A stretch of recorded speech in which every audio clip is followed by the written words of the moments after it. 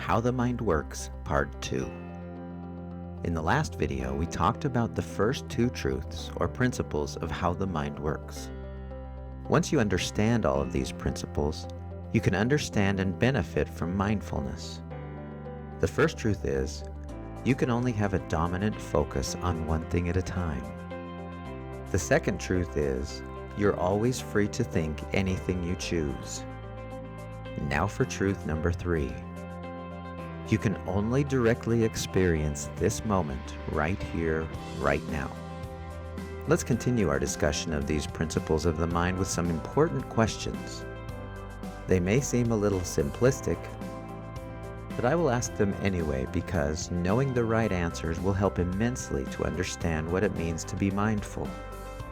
Here are your questions. Where are you right now? Where is the only place you can directly experience? The only correct answer to this question, and it is the same answer every moment of your life, is here. You cannot be anywhere else but here. Certainly you can think you're in other places, or you can simply think about other places, but you can't directly experience any of those other places that aren't where you are. Where are you not? The answer? Everywhere else. Anywhere else. You can't directly experience any place where your senses can't directly observe. You can't be at the store while you're driving to the store. While you're driving to the store, your here is in the car. But you can't directly experience the store until you're at the store. You can only directly experience where you are. I know this sounds strange, but hang in there. This will all make perfect sense in a moment. The next couple of questions are similar to the previous ones. At what point in time are you always? When is the only time that you can directly experience? The only correct answer to this question, and it is always the same answer, is now. You can't be in your own future, nor can you be in your own past. Certainly, you can think of these times. You can make up all kinds of things about the future and the past, but you can never directly experience them. Imagine how cool it would be if I could experience my own future. I'd transport myself to 1 year from now, find out which stock has done the best between now and then, come back to now, and buy a truckload of that stock. If I could relive a past event, I would go back to a decision I made that didn't turn out so well and make a different decision so things would turn out better. These both sound absurd because you and I cannot directly experience the future or the past. Nobody can. We're all stuck firmly in this moment called right now. There's never a time for you, me, and everyone else when it is not right here, right now for us. This is our reality. It is what is. Always. The author Ron Smotherman accurately sums up this idea with this observation.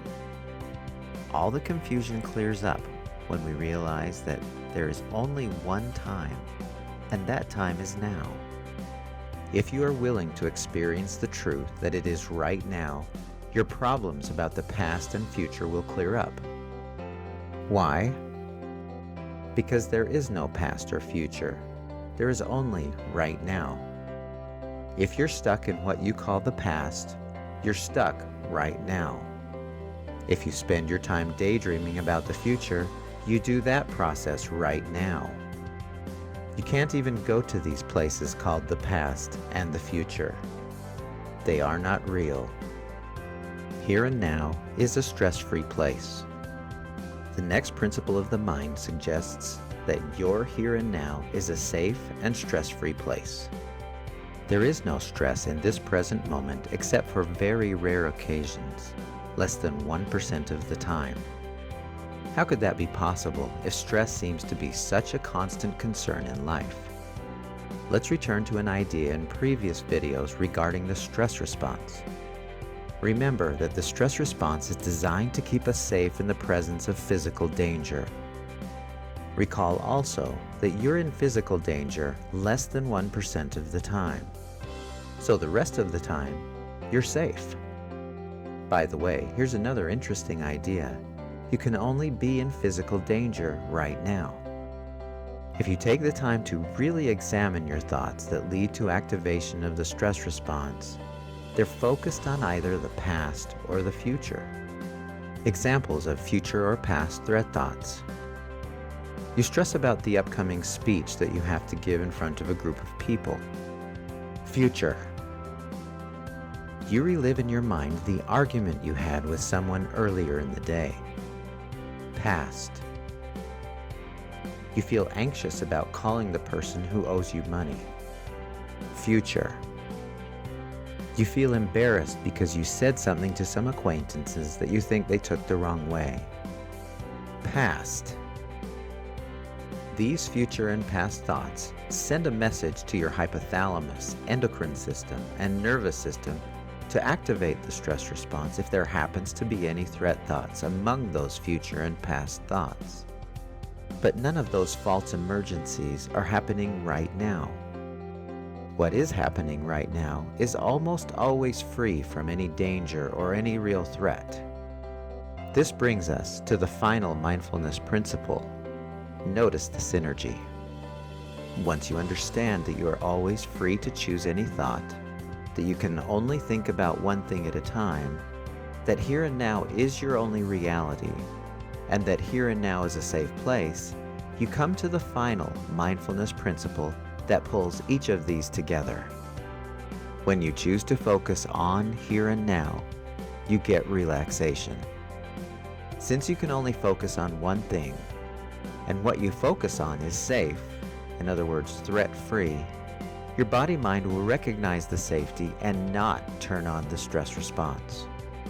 In class, I ask my students about the upcoming tests they'll be taking. I ask them if the tests are stressful. They respond that they definitely are. If we analyze this accurately, however, we see how the tests themselves have nothing to do with the stress. Which part of taking a test is threatening? Remember that stress is the body's response to prepare for or deal with a physical threat. Is it the part when you walk into the room where you'll take the test? How about when you put the pen in your hand and begin reading the questions on the test?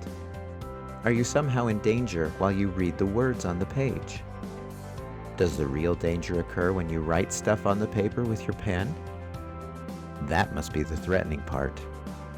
Is it when you pick up your paper, walk over to the desk where all of the other tests are stacked, and you lay yours on top?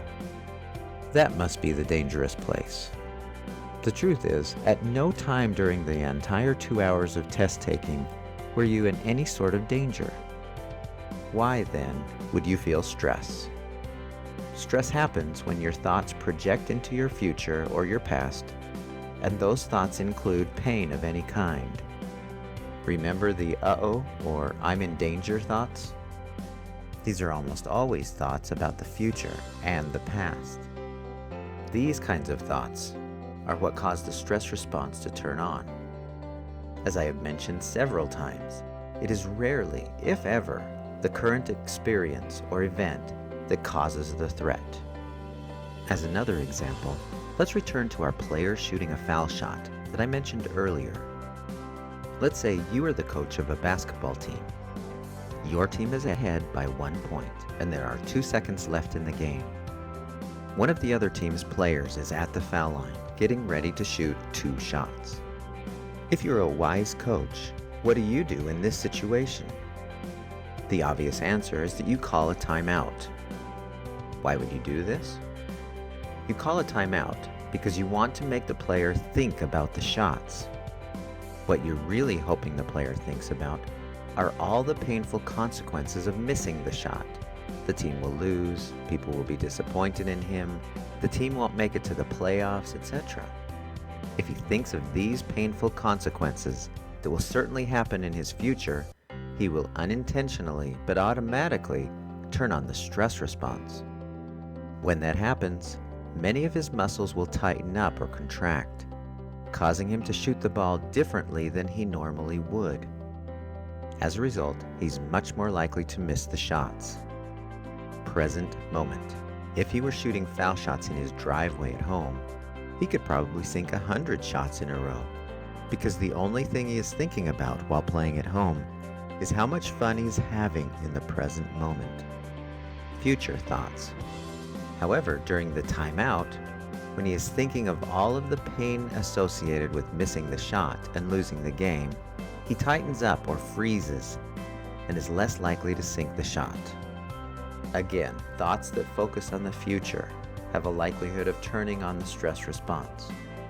Thoughts that focus on the experiences of the present do not. Whenever your thoughts do not focus directly on what is happening in the present moment, you increase the possibility of turning on the stress response. When you turn your focus to what is happening in the present moment, the stress response turns off automatically. Are you starting to sense how powerful this can be for you? Wouldn't it be better to live each moment peacefully rather than stressfully? Once you get the hang of this and start applying it to all of your moments, the peaceful feeling that follows becomes addicting. There are several steps that automatically bring your mind back to your here and now. They involve thinking about things in a certain way, a different way, that doesn't involve thoughts about the future or the past. But first, let's get a good handle on what it means to be mindful.